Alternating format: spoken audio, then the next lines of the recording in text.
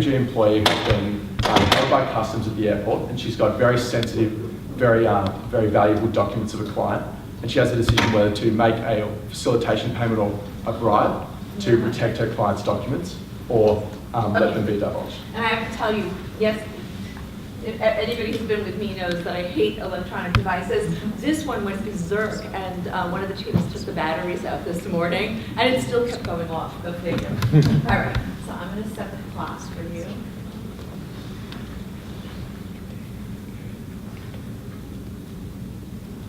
Okay, Ron. Let's take a step back from simply our economic assets at KPMG, and let's look at the bigger picture. In the society we live in today, corporates like us are trusted less by the public than they ever have been before. Our responsibility then should not be on profits, but it should be a social license. Just last month, Facebook was mistrusted by their clients, by their own consumers, 87 million of them, and lost $80 billion in market value in just 10 days. We can't get caught up like Facebook did in the bottom line. And instead, we have to realize that the crux of our issue is not about money. Rather, it is about whether we can ethically justify making an illegal payment to protect our interests and the interests of our clients.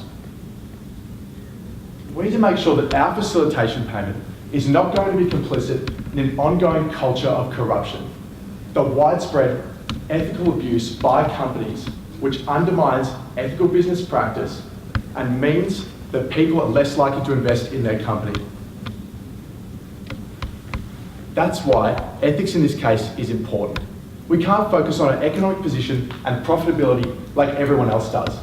Instead, let's set a new leading example in our industry where we don't allow dishonesty and deception, and instead we promote integrity, trust, and transparency.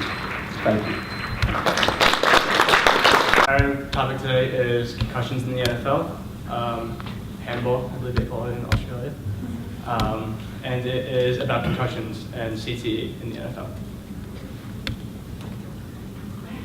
Everyone, today we've discussed CTE in football and concussions, but we've analyzed only the legal and financial aspects.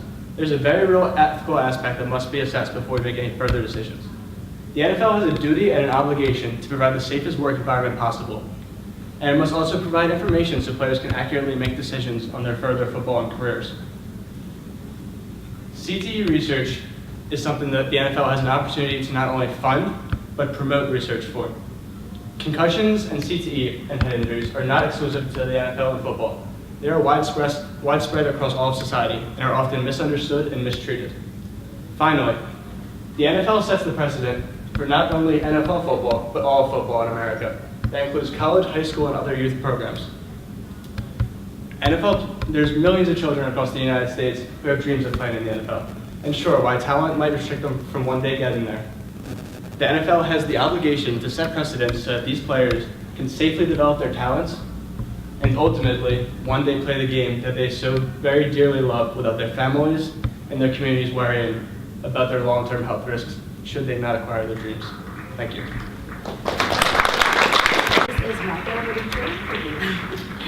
Our case is Market Basket and if they should change how they treat their employees for financial gain.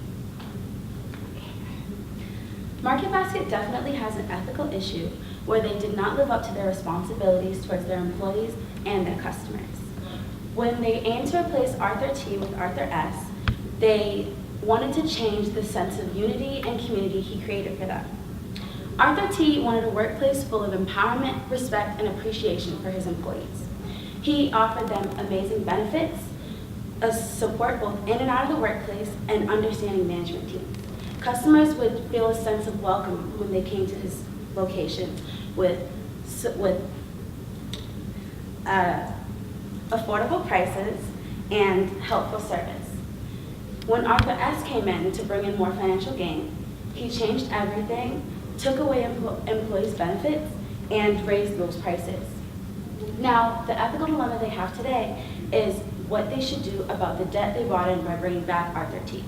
Do they change how they treat their employees and bring in technological services, or do they continue to treat them how they always have, keep those prices low, and continue their promise of more for your dollar with their slogan.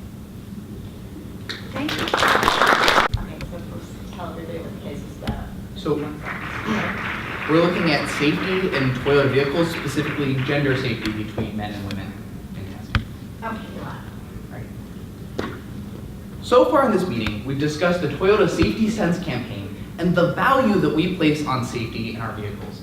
Yet we've ignored the fact that our vehicles are vastly more safe for men than they are for women. Right now, in an identical collision, a woman is 47% more likely to be significantly injured or to die than their male counterpart.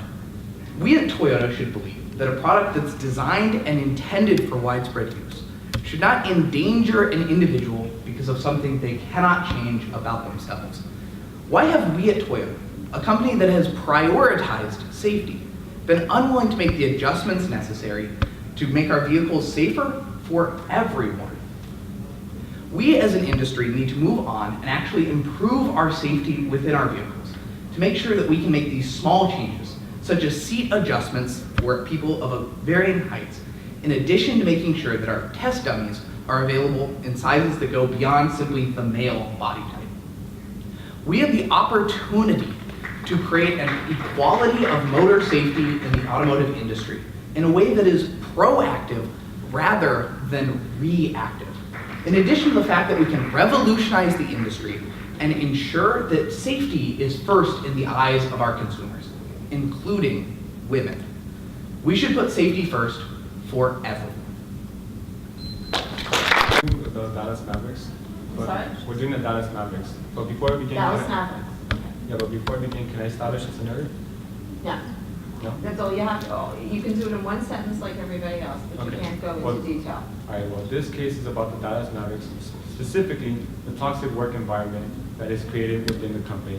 And right now we're trying to establish how we can solve that ethically. Okay, that's fine. You're good to go. No, Mr. Cuban, we are not done, because we haven't even begun to address the real ethical issues at hand. This plan simply isn't good enough. I mean, yeah, it will provide with a good press coverage, but it won't fix our work environment. You know, a business person once said that the one requirement for success in business lives in effort.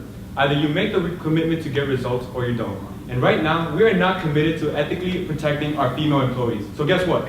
We are not going to get any results.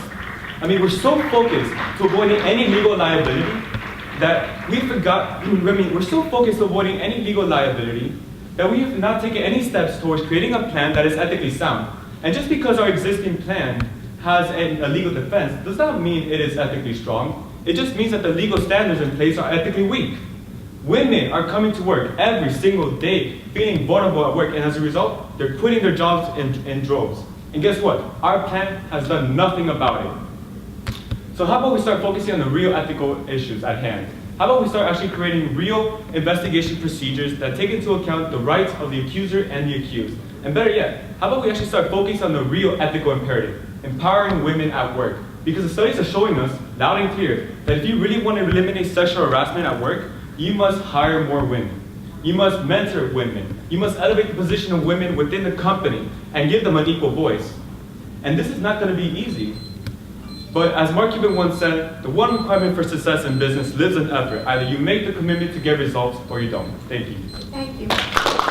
Background about my case. So in October of 2016, Uber incurred a data hack of 57 million users, but failed to disclose the hack until November 2017.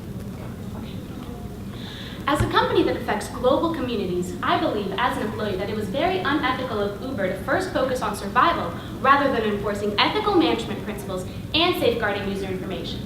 I've come up with a multi-tiered solution that is legal, ethical, and financially practical, and maximizes the triple bottom line approach of people, planet, and profit. I propose that we distribute apology letters, compensation and loyalty incentives, and implement ethical training and performance reviews for all employees, executive management, and the new CEO. In the long run, I recommend that we increase transparency by complying with all third-party laws and regulations and enhance and restore corporate culture by establishing a code of ethics. Our solutions will convey our atonement to users, retain market dominance by increasing user and driver satisfaction, address current and future issues within the company, stay ahead of the regulatory curve, and improve company image and integrity for a planned IPO in 2019. I believe that Uber can bounce back from this issue and restore a company that millions of users trust and proudly use. Thank you.